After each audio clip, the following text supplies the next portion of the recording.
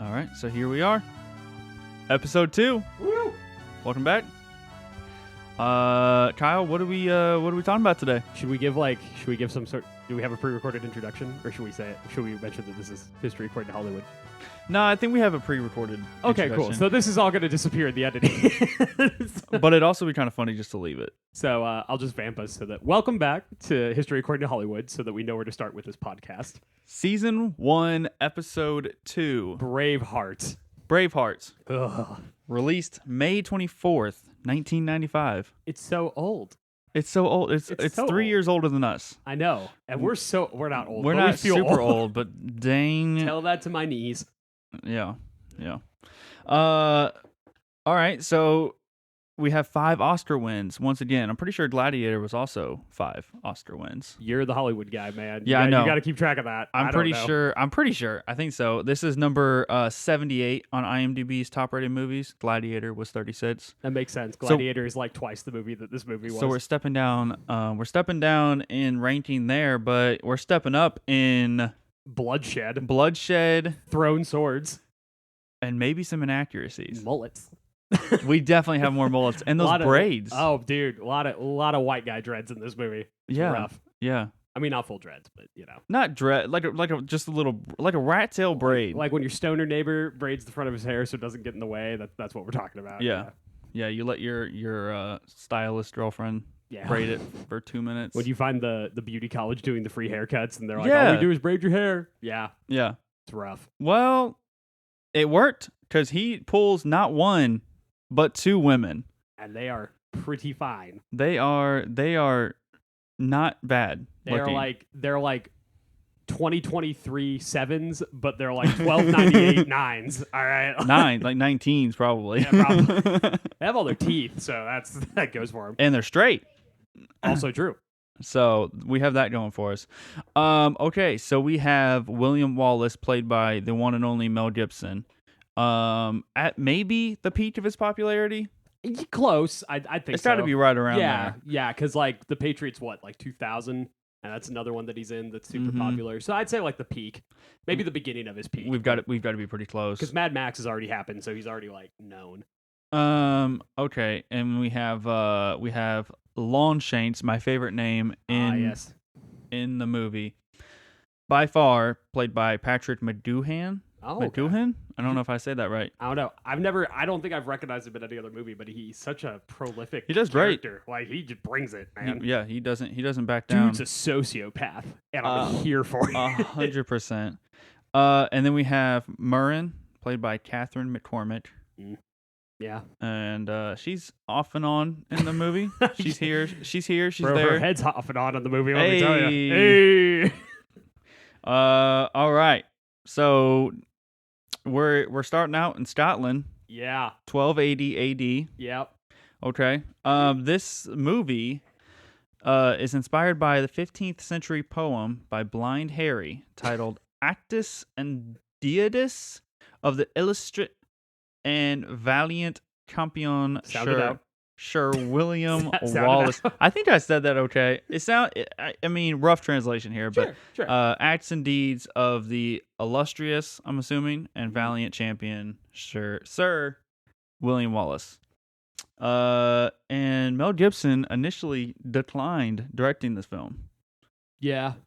So I don't know the entire story there, but I thought that was interesting. Like, it seems like such a passion project. It does. He really I don't know. I've heard that Kurt Russell kind of did the same thing with Tombstone. Like, he wasn't supposed to be the director, and then he took over, and that's part of why it has so much zest to it. And I think Braveheart's kind of the same way. I think we're gonna get to that by the end of the season. I hope so. I think so. I think little spoiler there. Dude, I'll be your Huckleberry.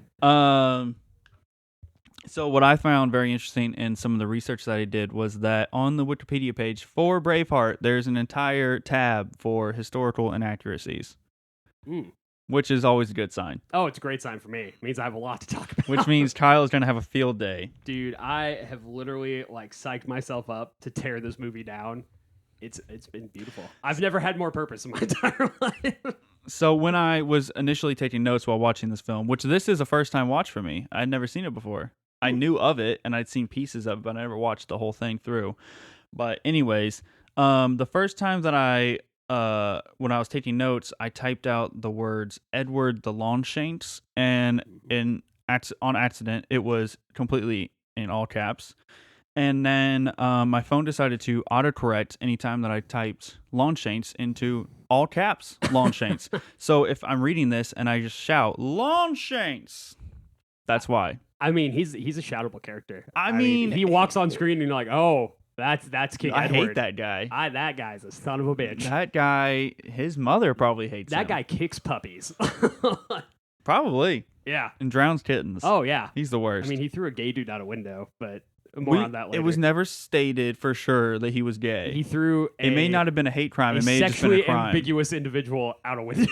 but his son's reaction was hilarious. Yeah. Because his face is just complete disbelief as he stares out the window. And then he just turns around like, how could you? Well, he's like an old guy too. Like in the movie, he's like 60, easy. Yeah. So yeah, man, your buff ass grandfather just threw your squeeze out the window. That's a bad day. That's a real bad day. I can't say I've been there, but that's got to be a bad day. I don't think medieval Europe had therapists, but if they did, somebody made bank. Somebody needed to. Yeah. All right. Anyway, now that we jumped halfway through the movie to discuss the guy getting defenestrated. Well, that's the most important part. Obviously. Has nothing to do with William Wallace or like Scotland. It's all about the guy getting yeeted out the window. Right. You can basically stop watching the movie after that. I literally put, when I was describing that scene, that he was yeeted out the window. So I'm glad that I imagine if while they filmed that, if they were like, yeah, almost 30 years from now, they're going to be like, yeeted out the window. Like, yeeted. what are you talking about? The only thing could have made it better is if Edward Longshanks, King of England, went yeet as he threw him out the window. All right. So back to the movie. We're going to go back about an hour and a half through this very long movie to the very beginning. It's only 2 hours and like 45 minutes. All right, calm down. It felt like forever. It's like a Star Wars movie. There's fight at the beginning, there's fight at the end, and then you just suffer through. Suffer through the rest. It's character development. It's good for you. Okay, so we start with Malcolm and John, William's father and brother, find a bunch of Scotsmen hanged in a hut, and after the English had betrayed their trust. Yeah. So they were ambushed, and they ride off to fight, and don't make it very far, apparently. They both die. They come back on a cart. So I like this movie because I could just start bashing it from like minute one. So first off, they set the year as 1280, and they say that Scotland's king has died childless. Scotland's king did die childless. That is true. In 1286. Six. Mm-hmm. And then he had an heir. Like it was set up. It was his niece, I believe, Margaret, Maid of Norway, because Scotland and Norway had interchanging royal families at that point. That is not something I'm going to explain to you any further. Go Wikipedia it. We don't have time. But just know, Norway is like eyeballs deep in Scottish royalty at this point. So, his niece, cousin twice removed, some relative of his named Margaret of Norway, is supposed to be crowned. She gets sick and dies on the trip. So, by 1290, somewhere in there, Scotland has no royalty. So the first issue with this movie is that they literally just took 10 years off of it to make it. It's like the very first thing that you see is 1280 AD. Yeah, when it's crap. Like it's not true. They just made it up. The second thing is that William Wallace is a minor noble, so he's not going to be living in a hovel in the middle of nowhere with mud on his face. Yeah, no. From the moment we see him, he's like, he wouldn't be like Robert Bruce, who we'll get into later, or like King Edward, but he has money. Like the dude is like the rich doctor who lives in your neighborhood, where you all drive Honda Accords and he drives like a Maserati. Like, yeah, like he would have land. Like he has probably a small group of men-at-arms that are loyal to him when he grows up. Like the dude is not a dirt farmer in the middle of Scotland. That's fair. Okay, so also, immediately, this kid sees like 2 dead people in his sleep. Yeah. It's his father and it's some random kid hanging in the hut. And I'm like, man, they used this little dream thing twice. Just right out the gate. So we can see kind of where his headspace is. At the funeral for his father and his brother, his uncle says they're playing outlawed tunes on outlawed pipes. Yeah, I can't back that up. Because once again, in 1280, Scotland is a completely independent internationally recognized kingdom, so the pipes would not be outlawed. That's some like 1984 type stuff, like thought police type. Yeah, you can't speak out. I don't. So okay, here's the thing, right? Even when England invades Scotland, as far as I know, they don't try to make the people not Scottish. They just view them as like their land, like it's their island.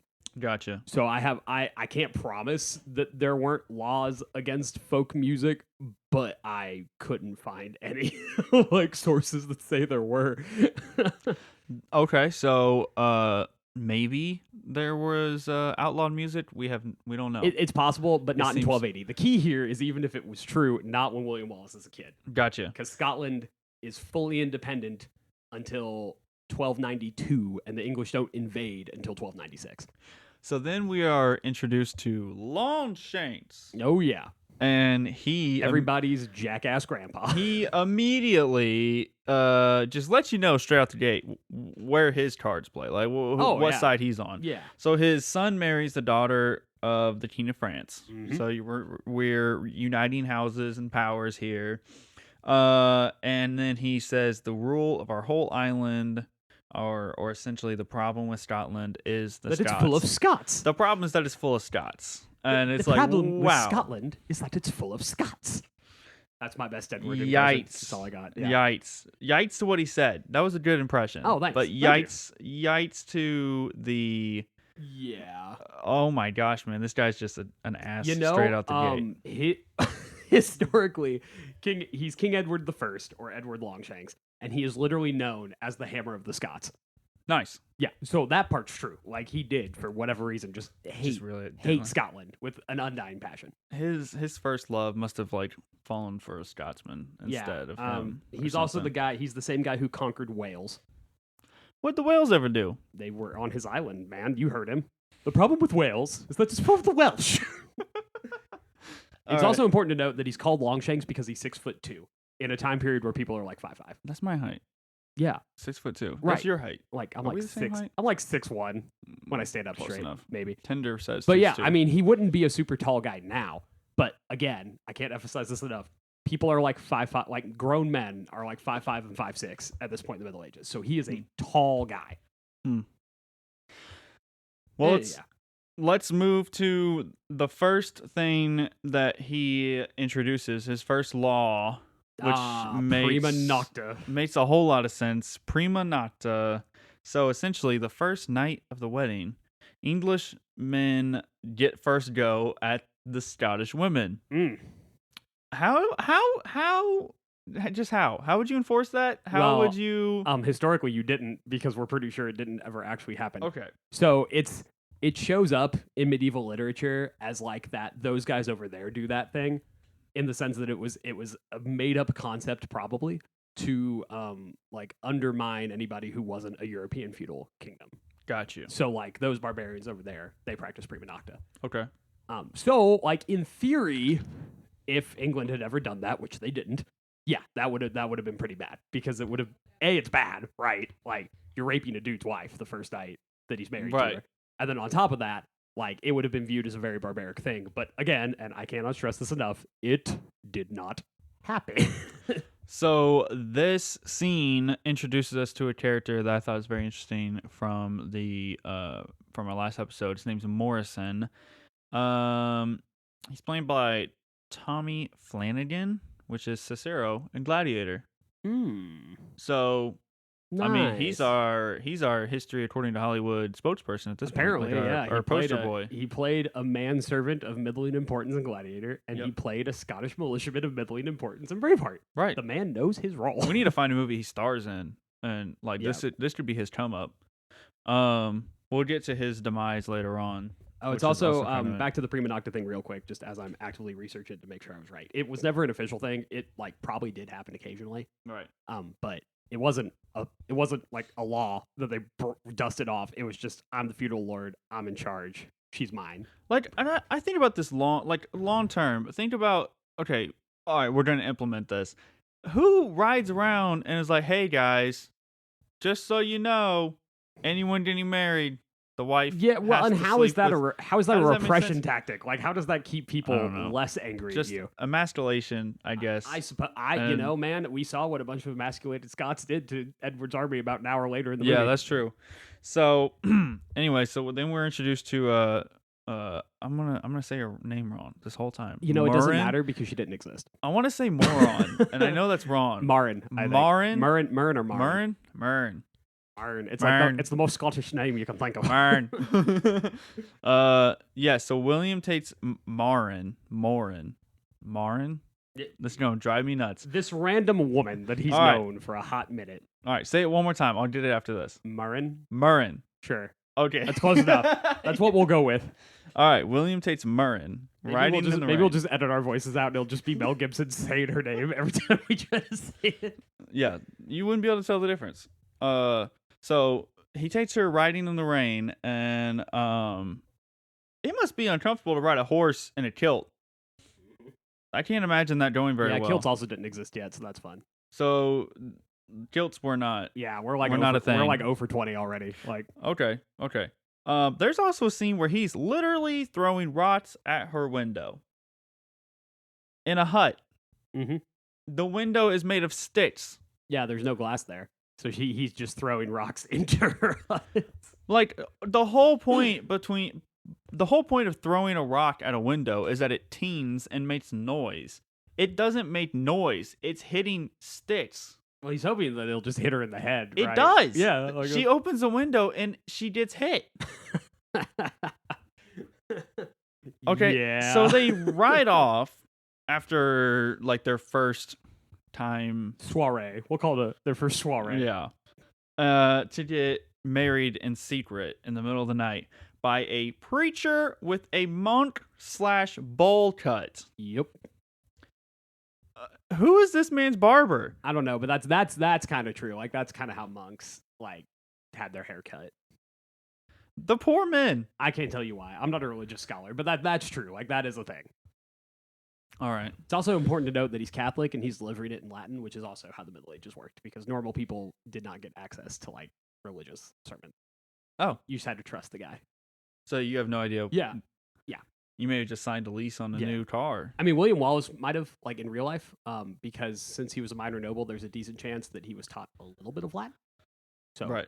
he may have, which is another Well, funny from his- point, because like in the movie, his uncle, this yeah. random uncle who apparently as a peasant could afford to travel the world, Travels the world. He knows Just French. He knows Latin. teaches him Latin, French, takes him on a pilgrimage to Rome, and then drops him back in Scotland looking exactly like every poor goat herding person in the village. So, But with a giant sword. Though. But with a giant sword. With the Wallace sword. and we're going to get to that Wallace sword here in just a second. Can't So wait. the English soldiers randomly decide she's able. Pretty? Like, I don't know. I'm so confused because they like mess with the sash like on her. oh, Is that yeah. supposed to be a sign that she's married? Yeah, as far as I know. I mean, But they don't know if it's a new wedding. So the prima nocta, were they just monitoring her and they're like, hey, she didn't have that on if yesterday. you pay a little bit of attention in the very beginning, the prima nocta scene, the bald like rat faced soldier, that keeps like harasses her at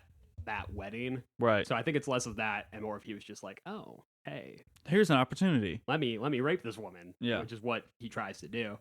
And then William Wallace goes ape shit on him. Yeah. So, real quick flashback before we get to what sets off the entire like the whole war part of this. Yeah. You know, a freaking almost hour into the movie. Yep. I'm just gonna point that out. Hey, look, Hey, I'm fine man. with a 3-hour movie. I'm just Yeah. saying you gotta deserve it. Okay. No, I know. Anyways, so we are an hour in. Twice now, both his uncle and his father has said essentially along the lines. Now I'm obviously paraphrasing that you don't have to fight with the sword. You have to use your brains. Yeah. You must first know how to use your brain before you can use your hand. Yeah, it's this recurring Okay. thing that he's smarter than Right, everybody he's else. smarter. So what does he do the first time we see him like fight? He throws the sword. He throws it. Okay, well, we're gonna speed past this, right? Because we want to get to the actual interesting part of this movie. So, soldiers attempt to rape his wife. He fights them off. She flees. He flees. He gets away. She doesn't. The local sheriff, I think, is his title, because he's not the lord who abducted the guy. He's just some old guy who just rules over this village. Anyway, this undescribed English nobleman, who seems like slightly less of a jackass than the other ones based off of his first monologue, discovers her little marriage wrapping, which I cannot verify was an actual thing that ever happened, but it's good for the plot, and kills her right there on the spot because she did not practice prima nocte. So that's cool. And then in order for him to come back. Right. And then he comes back having discovered that his wife was dead somehow because they never show us how. That's another thing is, did he see it from a distance? Well, I mean, how did they know? Village and he like knows people, so I'm sure that like they found him and they're like, hey, Willie guy. But the way that it's edited and paced and put together is literally she's killed and then he like reappears on the other end of the village. Yeah, she's killed and then it's like a very you assume slow is a time motion. Gap, but we don't know if it's and she's looking for him in the hills and he's not there. And you want to know why he's not there? Because he ran away. You want to know why he ran away? Because there's like 50 English soldiers in this village. I digress. But anyway, yeah. So he shows back up to the village, and the first thing he does is he brains this poor bastard with a flail that he's somehow hiding behind his back. Like under his hair. Yeah. Okay. Then he stabs the guy with an antler. Oh, yeah. Oh, yeah. Don't know where he was keeping that. Somewhere. It is somewhere. And then throws a longsword. Yeah, he does. I'm sorry. So this is using your brain instead of your brawn. Yeah. I mean, that's the whole thing. They can't stab you back if you're 20 feet away.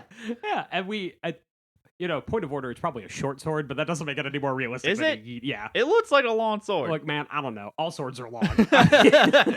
Some are just less long than others. Anyway, the important point of this super unrealistic but very fun to watch fight is that he and the Scottish people, but mostly he and his big friend Hamish, who is like a giant man, just massacre the English garrison. And then they throw the sheriff up against the same post that he killed his wife on, and he fittingly slits his throat too. Yes. This is the first thing that Braveheart got somewhat right historically, is that is how William Wallace rises to popularity. Nobody knows how it started, but he and a bunch of Scottish partisans from his village rebel against the sheriff of Lanark, William Heselring, and kill him. Okay. Yeah. So that's kind of like the first act of war. Right, like. But it's not just him. For Scottish Rebellion. It's part of like a wider series. So like 1296, England invades. Okay, no, back up. 1292, Edward Longshanks is like, I will help you choose your new king. But then he makes them all basically swear fealty to England. He puts in a king who he thinks is going to be a proxy. This guy's name is John Balliol. John Balliol is Scottish and doesn't think he should be ruled by England. And so he is forced to flee because Edward sends a small army after him. And then in 1296, Edward sends a big army into Scotland, and it crushes the only Scottish force that it sees. It's like a cavalry fight, and the English win. Fast forward to 1297, Scotland is very tired of this English usurper, and a bunch of people at relatively the same time all rise up against the local authorities, and William Wallace just so happens to be one of them. So, yeah.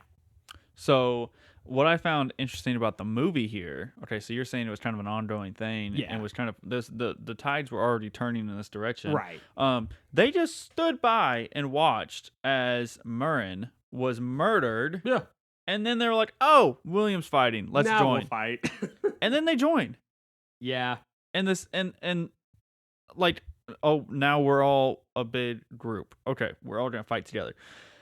This is when we get to MacLish. Mm-hmm. They chant MacLish and they chant Wallace. What does MacLish mean? It doesn't really mean anything. The closest translation you can find is son of Wallace. So he's William Wallace. Okay. It is worth noting that his father seems to be in the 5 minutes that he's in the movie, seems to be like a pretty important guy in the area because he convinces them all to fight in English. So it's possible that they are just asserting that like this guy is the son of the leader that his father was. Gotcha. Okay. So then he tells him to go get the McGregors from the next clan. So was Scotland divided into clans? Divided's a really strong word, but yeah. So Scotland is a normal feudal country in the sense that there's a king and then there's a bunch of feudal lords who rule over estates. What makes Scotland slightly different from England is that, there are familial clans that have existed for however long they've existed, and they don't always like each other. And, think, how the Native American tribes would occasionally fight each other, but Scottish, and that's a similar method. Is that you very well might unite against the common enemy in England, and you very much might be part of this confederacy that became a feudal nation of Scotland, but that doesn't mean you like each other. So one area would belong to one clan, one area would belong to the other, et cetera, et cetera, et cetera. Gotcha. Okay. So like the Balials, like John Baliol is part of the Baliol clan. Wallace Okay. would be part of like his clan. Not necessarily the same last name, but yeah, the Bruces are a clan. Like they're a family, but they are the head family of a clan. Okay. So then we get to where he tells like basically a messenger, tell them Scotland is free. Tell them Scotland is free. So just like send more troops.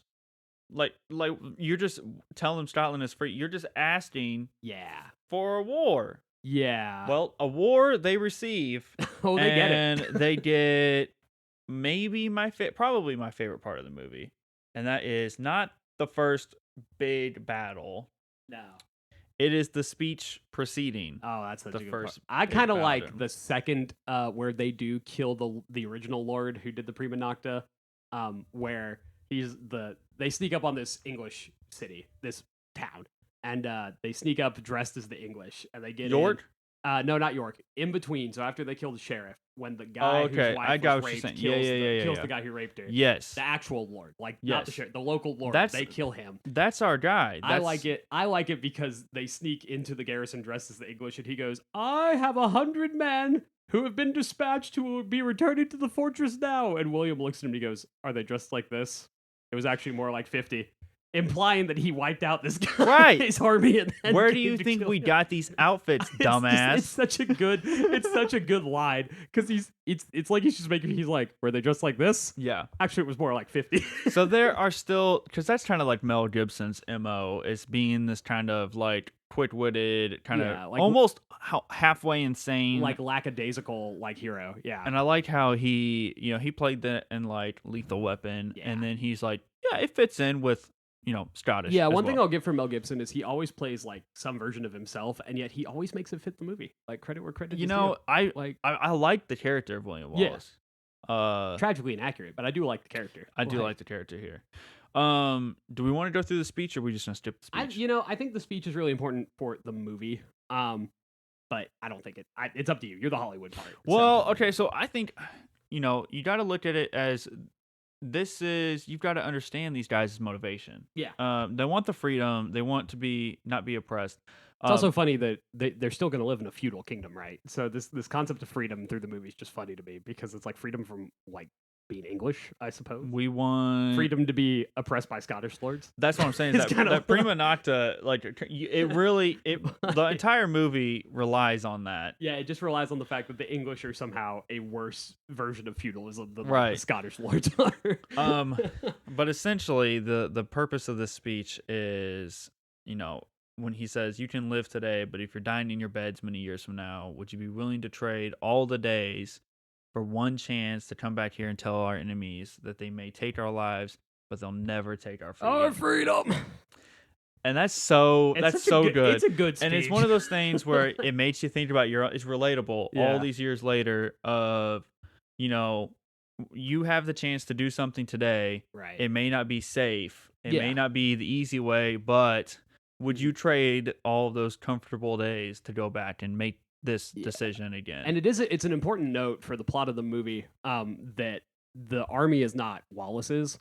Like he brings his 100 or 150 like partisan fighters with him, but the army belongs to the lords, the nobles, Lachlan right? and Murray, or whatever, Murray. They plan on turning away. Yeah, they're not going to fight because they're outnumbered. And he convinces the Highlanders that have come and the rest of the Scots to fight. And then the lords are like, "Well, I mean, hell, if you're going to fight, I guess we'll fight." So would that actually happen if they just showed up and they're like, "Oh, there's too many"? Would they just walk away? They could try. They're like, actually, screw this. Yeah, I don't want to do this. There's instances of it's kind of a show of force. I don't think it would have worked in the context of the invasion of Scotland because Edward is invading to take over Scotland. So I can't promise he wouldn't let thousands of able-bodied men who are armed go home, but I doubt it. Like I don't. at most they'd be taken prisoner. Like there wouldn't be like a, go home negotiation. It would have been we're not going to kill all of you, but you're going to get dispersed or recruited to our army or whatever. So, and the odds of that are pretty low because if you're willing to, like, Edward the First is a very, very capable battlefield leader, and he already has a history of being a capable battlefield leader. So it's not him who's there; it's his generals.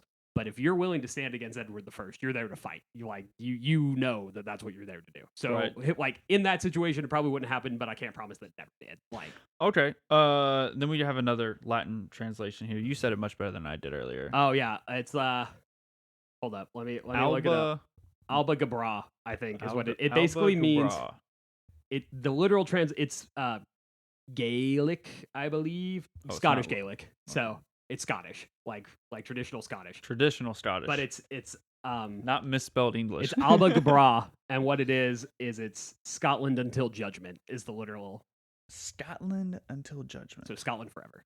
Is. Okay, so essentially, like, you defend Scotland to the death. Yeah. Judgment implying getting to the other side. And I'm not going to lie to you. I have absolutely no idea if that was a common phrase then. I really don't. I can't promise it wasn't. Like that. We know yeet wasn't, no, yeet was not. But and go get 'em boys was probably not something probably they said. Not. Now, another thing that may or may not be common practice, but was sure as hell funny to me, was the flashing of penises before charging into battle. Yeah, so this brings up a really excellent point that I like. Okay, I'm a historian, right? I got a lot of problems with Braveheart. I love the movie. I think it's awesome, but it's so bad as like a historical movie. So this is one of the bigger problems. I'm gonna just say it. Scotland was an actual kingdom with an actual army that they actually recruited to fight the English. So I'm gonna get into the battle itself later because it's also just horrendously bad in terms of inaccuracies. But the Scottish army would not be a bunch of farmers with axes mooning the English. They would have had armor. They would have had training. They would have been there. And again, there's so much to study with this movie. I can't promise nobody ever got mooned on a battlefield, but I do not believe that was a thing. I'd love to hear how that was like written. Like, it was the year 1296. It was the year 1297 when the first tea bag was dropped on the lands of. When the Scottish showed us their battlefields of Scotland. Battlefields of Scotland. Before the long shank, they showed him the long dick. So how do you want to do this? You want to talk about this like super awesome bloody AF battle, and then I'm just gonna trash it? Okay, so I really got some, and I know this came out before, but I really got some 300 fight in the shade battle. I got some classic, vibes from like that. we run at each other and we just slaughter each other sort of battles. Because they start with the archers, and they hold up the shields, and then they survive, and then most of them. And then you have kind of like that didn't work, and an important part of this battle in the movie is that the Scottish do not have any. They call it heavy horse, and that's heavy cavalry. Right. Again, I'll get into the nuances of this, but it is true that Scotland did not have the same heavy cavalry that England did, and it caused them problems in a lot of traditional field battles because in medieval Europe, heavy cavalry are the tanks of the battlefield because battle horses are trained to fight. I would be interested to know because there's a part in this where the horses are running towards the Scottish line, and they hold these very long spears up. Right. But sharp end or not, a horse running into that, I don't think that horse would stop. Well, and horses, like, it's actually smart. Okay, as wrong as it is, it's intelligent how Mel Gibson designed the scene because horses do not willingly run into sharp objects, right? They don't willingly run into obstacles. Battle horses are trained to know that they can run over people. That's why they're willing to do it. So in the movie, William Wallace, using his brain and being smarter than the average Scot, apparently, is like... Before he throws his sword. It's like, here's an idea. If we don't have horses, what if we just make really long spears to kill horses? Everybody's like, oh my God, that's the smartest idea ever. And then he brings the spears and they kill all the horses. But he waits until the very last minute to deploy them, which is smart because if you want to kill the horses and not just have them regroup and run you over, they would just stop. Yeah, you got to wait. They just like, until they're on top. There's spears. So now. though it's not what happened at all historically, it is a really, really smart part of that fight. Right, is that he's cognizant enough to be like, we should probably wait until the 2,000-pound animals can't stop, and then we'll kill them. I don't know if you were. We need a MythBusters on this. We need to find out if it would happen or not. But yeah, the battle itself It's pretty amazing, and there's a scene. Insane. There's a spot. I mean, it's just nonstop. It's Dude, just William Wallace decapitates a guy. swinging. The amount of hammers. Oh my gosh, dude! I God, want to be I one of know. the guys with a hammer on a I battlefield, know, like- because the noise that it makes, that thunk Yep. against somebody's head, Oh yeah. is just very satisfying. And there's so much just like ground fighting. Like I these, want these ASMR. guys hate. Like there is no formation. There is no like mutual respect. Like it is MMA fighting with knives. Like Pretty much. at the end of the day, it's crazy. And not even knives. Like it just whatever. There's that one guy these like guys, wrestling in the mud like near the end. They're just he just starts hitting them. Oh god. So there's a spot in here where Brutal. there's a guy who's injured, and he's literally crawling over the piles of bodies. Yeah. As there's been so many people dead on the battlefield. Yeah. So yeah, And like like that's a thing that's gonna happen, is that like people are gonna get hurt and they're not gonna want to die, so they're gonna crawl over the dead people to try to get out of the battle. Like 150%. That probably happens today. Like honest to God. So yeah. So the Scots win. They outsmart them. They have the spears. They show their privates, and they flank and they them, just outfight them. Is kind of and like they really do. Yeah. is kind of the idea, is that they just care more, so they fight harder, even though they're supposedly outnumbered 3-1, according to the little preface that goes into the battle. It didn't look that way. No, it didn't. It looked pretty even. Yeah. Yeah. And now it's my turn. So to just let's ream this battle. So this, for as amazing as the scene is, what really happened? Okay, so what really happens is that the battle, it's called the Battle of Stirling in the movie. In real life, the Battle of Stirling Bridge occurs, and William Wallace does win, and it's him and Andrew Murray, I believe, another Scottish leader. They are the two generals, and they are outnumbered by the English, but they find a bridge that they know the English are going to have to cross, and they bait them into battle. And then what they do is they wait until the English are about halfway across, and then they start killing the English soldiers in an ambush as fast as they possibly can. And the way they hold them in place is they use this formation called a schildtrum, which is basically a giant circle of men all holding spears and shields. And they fend off the English and the English cavalry, and they just, I mean, you can only walk like 2 or 3 men abreast on this bridge, right? And so, yeah, you outnumber, your army outnumbers Wallace's like 2-1, but his army, when you're on the other side of the bridge, probably outnumbers you 5 or 6-1. And Right, so, because it's only a couple. because at it's a a time. bridge. So they just slaughter the crap out of the English, and then the English try to retreat across the bridge, and the bridge collapses, and even more of them drown. Oh wow. It is really Unfortunate. It's a brilliant. I mean, it's a the brilliant English. victory. Like it's Right. They did not. Nobody really thought at that point But that they did could he stop. throw his sword? I'd hope not. I need to know if this was a real thing. I would really hope not. All right, so not exactly how it happens in the movie. Not at all how it happened. So then we get to this kind of cool down Here, period. I'll throw some numbers at you. So the English army is 3,000 cavalry, which is a lot, and 8 to 10,000 infantry. So for those of you not in the know, infantry is just dudes. Scotland does not have that many, but what they do have is they have William Wallace, they have a bridge, and they have the patience to wait. And the Scots have about 5,300 to 6,300 men, but it's important to note they only have about 300 cavalry.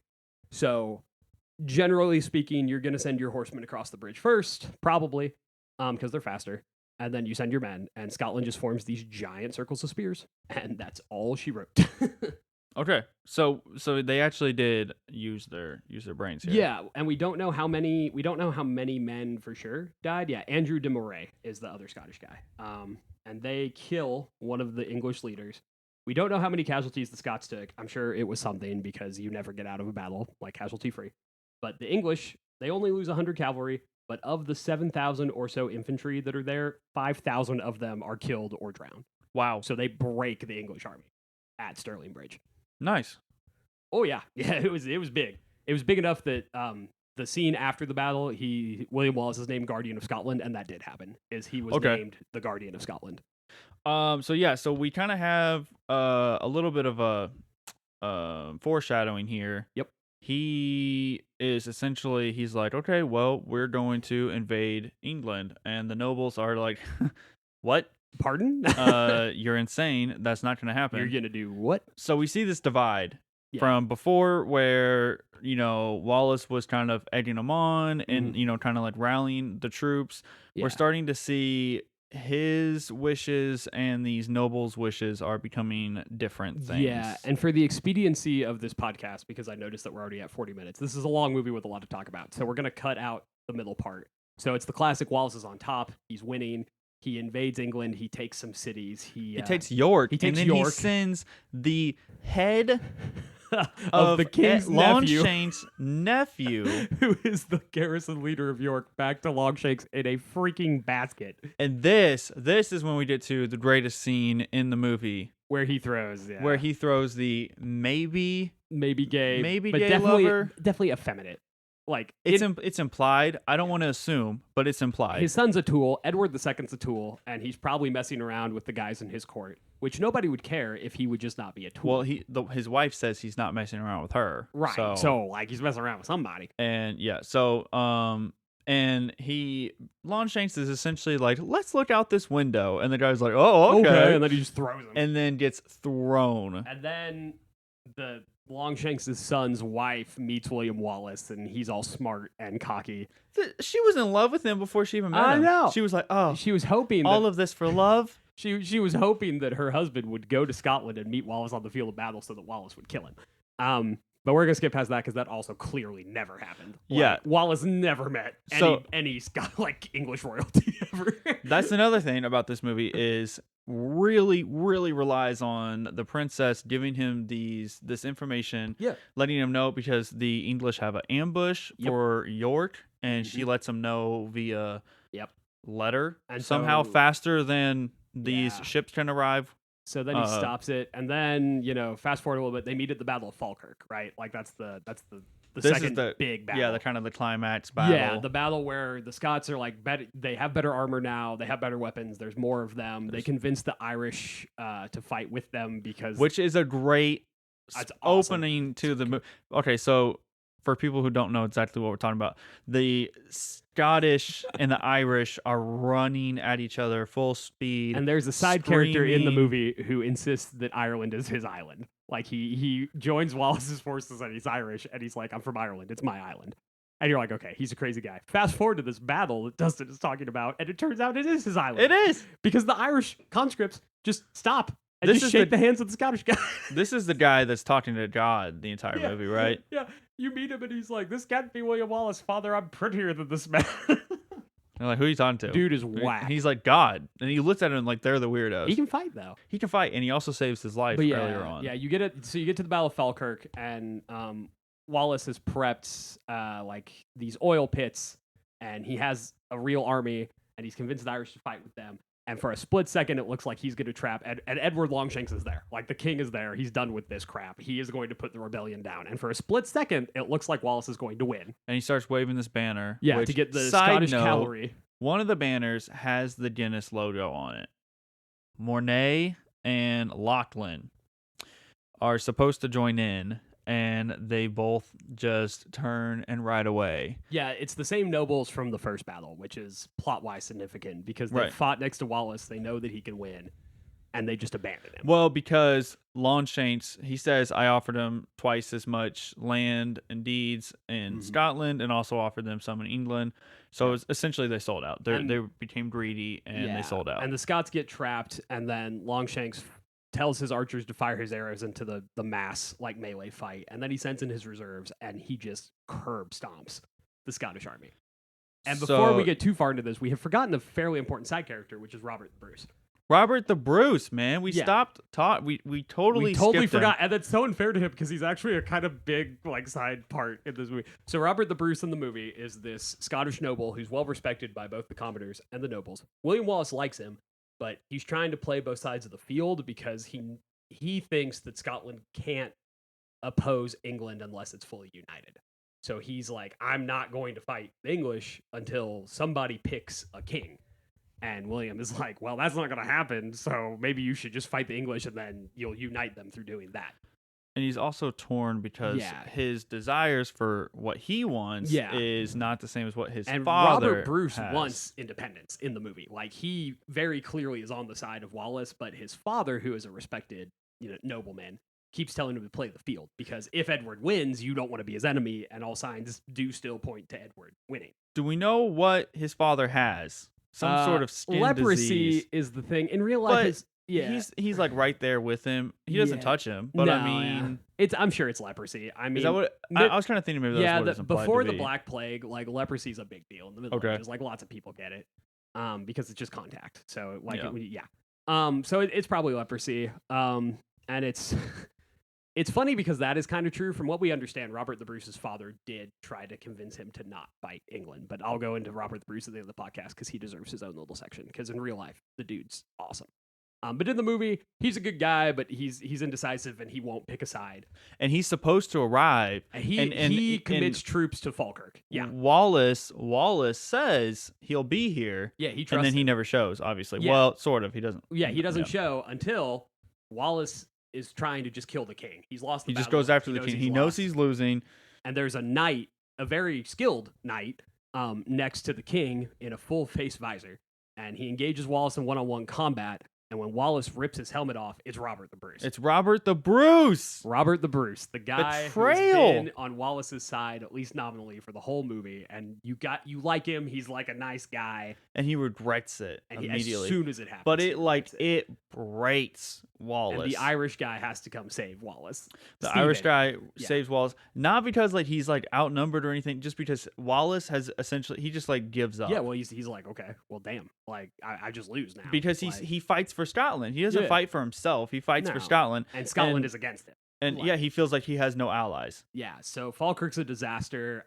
A lot of the side characters you know and love die in the battle, including Morrison. Yep. Who? Let me get back to where we were just a second ago. I'm sorry. It's the guy who played Cicero, Flanagan, right? Who played Cicero from Gladiator. Who dies. He dies the same way. In Gladiator, he dies by being hung from a tree and shot full of arrows. And in Braveheart, he dies by being shot full of arrows.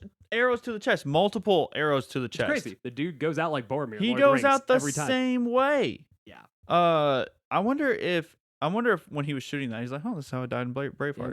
And because Braveheart came out first, so I wonder if he was like was like filming the scene where his death scene in Gladiator, and he was like, "Yep, exactly how I died in the last movie." And so to condense another part of the movie that's entirely too long, because it just is, although it's cool.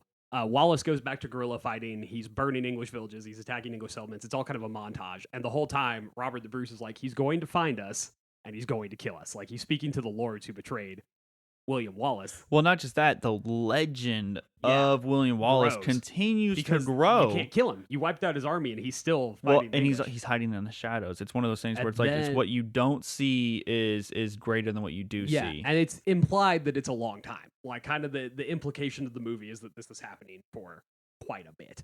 And then he starts hunting the Scottish lords who betrayed him and killing them in their own manners. And kills them. At one point, he rides a horse out a window into the river, and it's really cool.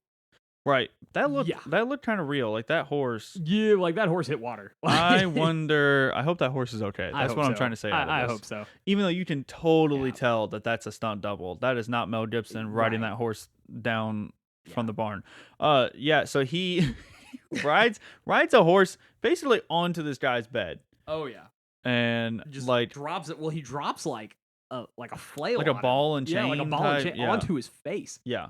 Yeah, that'd kill you pretty quick. Brutal. And then good old Robert the Bruce still has his increasingly sick father whispering poison in his ear. And Wallace is finally persuaded by Robert the Bruce to come out and speak to the Scottish lords about building another army and finally opposing Scotland. Right. And Robert the Bruce betrays him.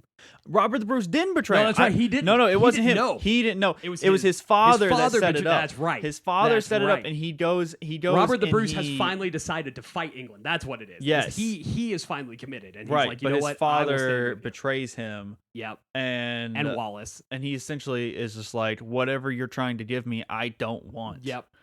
And it's an emotional scene. He's a good side character. Like he's kind of really the perfect. is. Like he's deep enough that you care, but he's not so deep that he takes it away from and William Wallace. So going off of this, we talked about one of my biggest complaints with Gladiator was that Maximus was this holier than thou, never did anything wrong. I don't think there's anybody in this movie that does everything 100% right. No.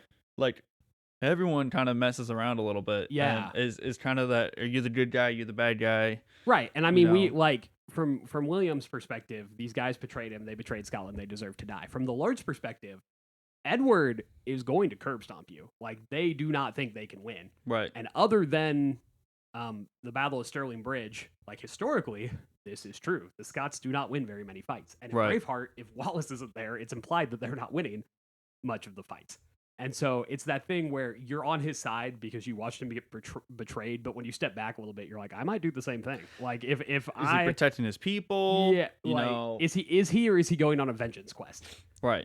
Because you would think if he was protecting his people, then once the people kind of didn't want him to, he'd stop. But he keeps killing English. So it's set up so Robert can become the king. Yeah, and that's what he says. And Wallace is captured, and the most important part is that he's captured, he's tortured, and then he's executed. Okay, so that scene, the anticipation builds. Right. Everyone is saying like, "Oh, it's gonna be so painful." Mm-hmm. Purification by pain is another way of saying torture, beaten into submission. Yeah.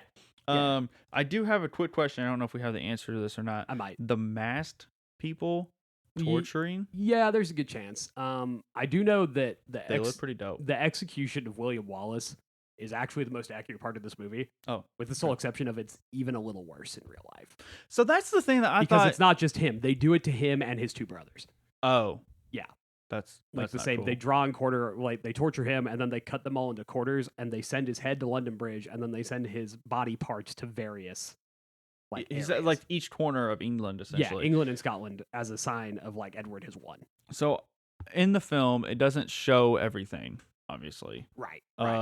But you have this little tidbit right before the execution begins where these two little people are pretending to go through this, and so it's like using rope, like this guy's kind of intestines essentially coming out. Is that kind of what happened? Let me just list to you what they did to this man. Okay. Because it's rough. But right. yes. So viewer discretion advised, or listener discretion advised? I won't try to go, I'll try not to go too disgusting, but it's real bad. Because he is like, he loses his guardianship after he gets stomped at Falkirk. And I'll go into that very briefly here in a second about why he loses Falkirk. Because it's not that he gets betrayed. He just gets beat, historically. Gotcha. But he still fights, and he's still relatively important. And the legend of him, he's probably like Davy Crockett at this point. Like, the legend of him is probably more important than him. So he's executed on the 23rd of August, 1305.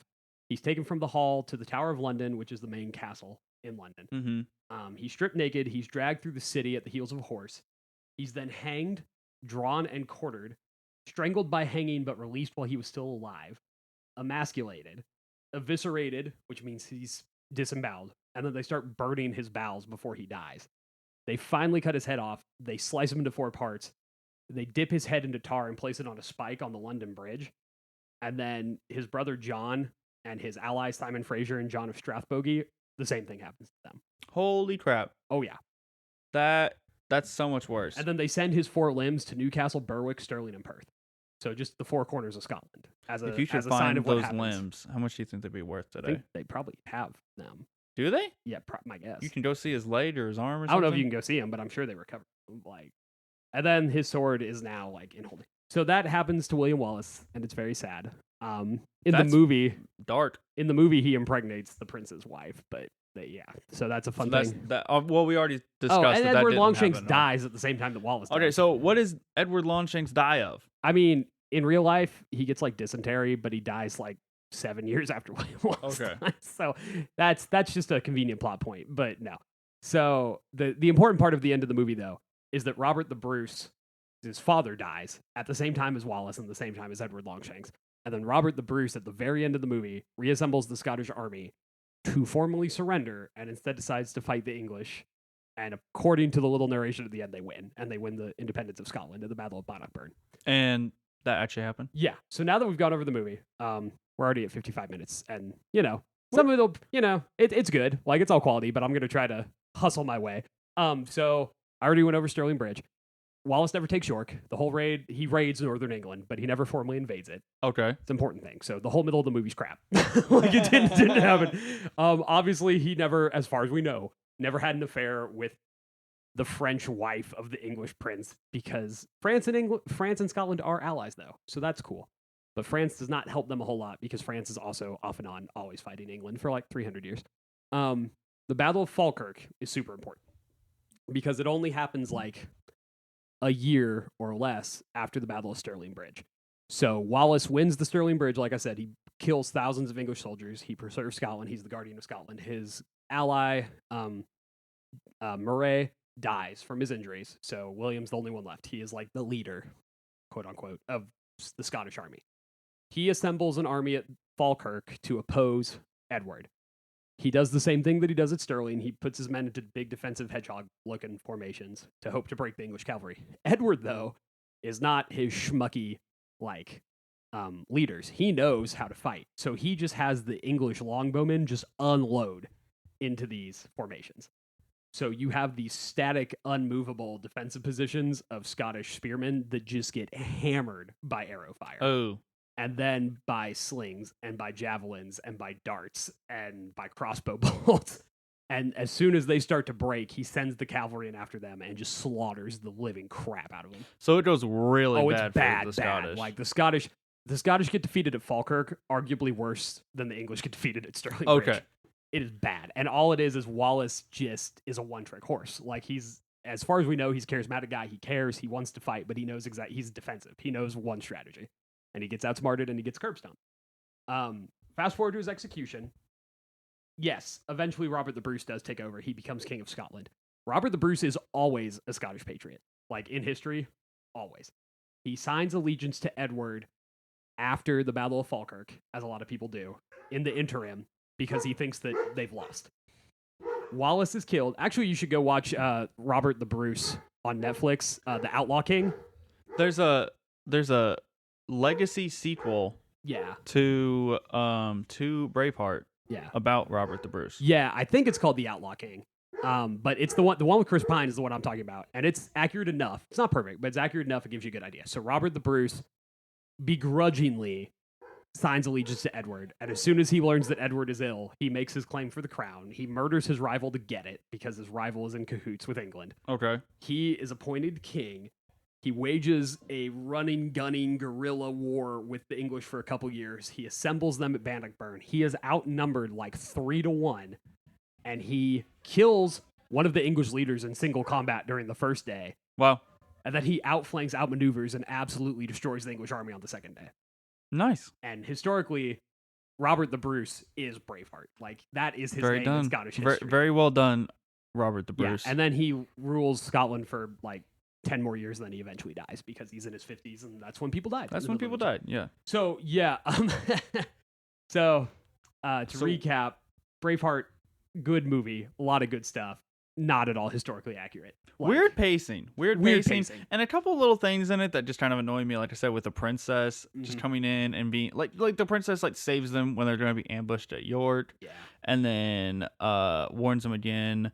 I forgot what the second thing that she warned them about was, and it's just a couple little things that I just wasn't a huge fan of. And in their defense, part of that is that the first Scottish War of Independence is like a 20-year-long thing. Mm-hmm. So the Battle of Stirling Bridge takes place in 1297. The Battle of Falkirk takes place in 1298. Wallace isn't captured and executed until 1305. So he is a guerrilla war leader for 7 years after his fall from grace. Gotcha. Presumably killing the English the whole time. The Battle of Bannockburn isn't until 1314.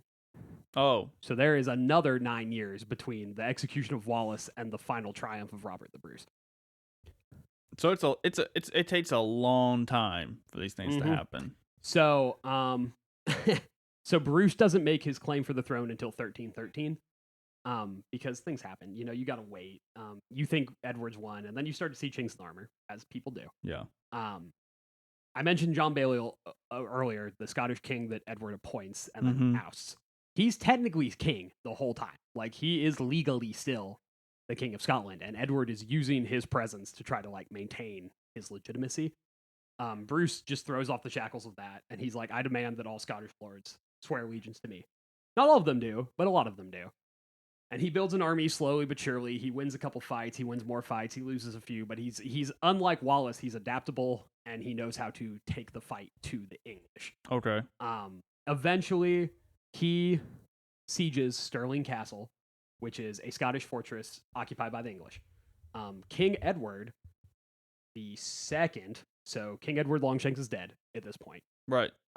This is the maybe day son? Yeah. Okay. But this is King Edward II's invasion. So King Edward Longshanks dies, and Robert the Bruce is like, this is the perfect time. I mean, his son's a weenie. Like, Robert the Bruce knows the English nobility. Like, not closely, but he's met them. Like, they had relations before the English invaded, you know. So he is a full-on noble. He's like the second best or best contender for the throne through this whole thing. So he knows that Edward II is not Edward I. So he takes his army and starts reclaiming Scotland. Edward II, and this is at a time where you had to leave enough people home to harvest. You had to pay them. You had to train them. So Edward II assembles a giant army, like 25,000 infantry, 2,000 horses from England, Ireland, and Wales, to fight the 6,000 Scottish soldiers that Bruce has outside of Stirling Castle. Bruce divides his army into 4 pieces. On the first day of battle, the English march too hard. That's important. Like, Edward does not know how to lead an army, so he pushes them too hard. They're out of food. They're exhausted. They show up. On the first day of the battle, Robert the Bruce kills in single combat one of the leaders of the English army, and they withdraw. It's also important to note that he does this while dressed to scout the English army, and he kills a guy who is in full armor with a lance. So he rides past him while the guy's trying to lance him, and he brains him with his battle axe. That's awesome. Yeah. Well, he is the Braveheart. Like, Robert the Bruce. So the William Wallace, like, combat-wise in the movie Braveheart. Right. Think that's Robert the Bruce. So he threw swords. Maybe. He at least was a badass. Somebody threw swords. And then that night, a Scottish lord fighting for the English defects to Bruce's army. And he tells him that the English hate each other. They don't want to be there. And if he just attacks, like, hell-bent attack, he'll win. So that's what Robert the Bruce does. So he just sends he turns his defensive Shiltron, his hedgehog things, into a phalanx and attacks the English army with this spear wall. Nice. And just eviscerates them. So presumably he doesn't lose a whole lot of men. Of this 25,000 strong army, 700 are killed on the field of battle, 500 are captured, and then 11,000 are killed or deserted on their way back home. Wow. So by the time Edward II that was a bad trip home. Gets back to England with his tail tucked between his legs, half his army's gone. He's got half what he started with. And that is it takes 3 more years for Scotland to be legally independent, but that is like Scotland's independent after the battle. There's no more English invasions. There's no more legitimate English threat. So that's kind of like the inverse of Falkirk. Like that's the English loss that they just don't recover from. Yeah, exactly. So let's give it a rating. So historic accuracies. God. If this one's not one of the lowest, I don't know what would be. I mean, the names are right. Like, the dates are vaguely right. Everything did happen in Scotland. 3, maybe. 3 out of 10. Yeah, like 3 out of 10. Just because, like, I don't, man, and I don't. Even with the princess? Yeah, well, the princess is like a -7. All right. So I don't know. Like, yeah, a 3. I'll just stand by a 3. Okay. It's bad. Like, movie value, I'll give it like an 8. I think it's like as a movie, I think it's like an 8 out of 10. Okay, so your personal rating, 8 out of 10. Like, I like Braveheart. Yeah. Like, I like to watch Braveheart. I think it is very well done, passionate. It's a little long and the pacing's a little weird, but across the board, you get done and you're like, that was an epic movie I just watched. Like, that was a lot of really good performances and a lot of really good ideas. Mm-hmm. So it's an 8. Historically, it's dog shit. Like, it just is. Right. So it's like a 2 or a 3 historically. I'm gonna put it at the same level I put Gladiator, but for different reasons. Okay. Yeah. The pacing was much worse in this one, but I actually I enjoyed the fights, I think, better in this one. I think the peaks are higher than Gladiator, but the valleys are lower. Yeah. So, like, you never get as into Gladiator as you do Braveheart, but you never fall as much out of Gladiator as you do some parts of Braveheart. Yeah. Because, like, when you're in Braveheart, you're in it, but then when you're out of it, you're like, all right, like, let's get to the next part where we kill people. Like, come on. This movie makes me want to celebrate what little Scottish I have in me. So that baby. That must mean something. That has to add up for something.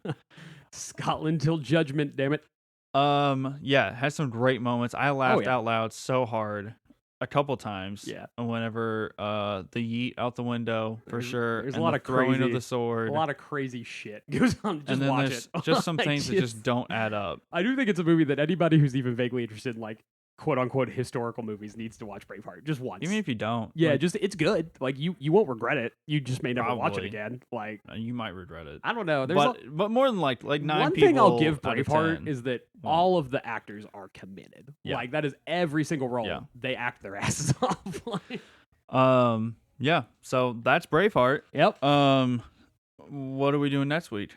Glory would be good because it is like supposed to be historically accurate. So I Right. think Glory would be a good change of pace. Let's do it. we will see you all next week. Yeah. Little longer podcast this time, but I think it was worth it because you have to have a Braveheart to watch Braveheart. All right. Don't give me that look. I no longer want to do this. Cool. Cool. Well, we'll let y'all go since you've listened to us babble for, I don't know what the final edit's going to be, but an hour so far. About an hour. About an hour. That's what I think we were shooting for. Episode 2, we've already got it down to about an hour. Yeah, that's not bad. And I mean, Braveheart had a lot to talk about cinematically and Okay, historically. Like, Gladiator's really good, but you're like, dude, it's Ridley Scott. Like, it's it's fine. Yeah, awesome. it's Yeah, great. like, but that's what I mean about the peaks and the valleys, right? Is that Yeah. Braveheart's It gives you more to talk about inarguably, for Braveheart's sure. a more interesting movie than Gladiator, just in the sense of like how it goes up and down. Yeah. I mean, there's more to talk You're about. gonna have with it. deeper feelings about Braveheart than you do Gladiator, good or bad. That's true. Braveheart is the toxic ex. It that is. you just some Braveheart's reason your first still that talk you know about. probably emotionally manipulated you, but you just can't help but care about it at Yeah. the same time. They text you and you're like, I'm not responding, And then you send and them then a 20 meme. minutes later you have to read it. 20 minutes later, you say Scotland until judgment. You throw a sword at You them. throw a sword at 'em. All right, see y'all. Hey, see ya.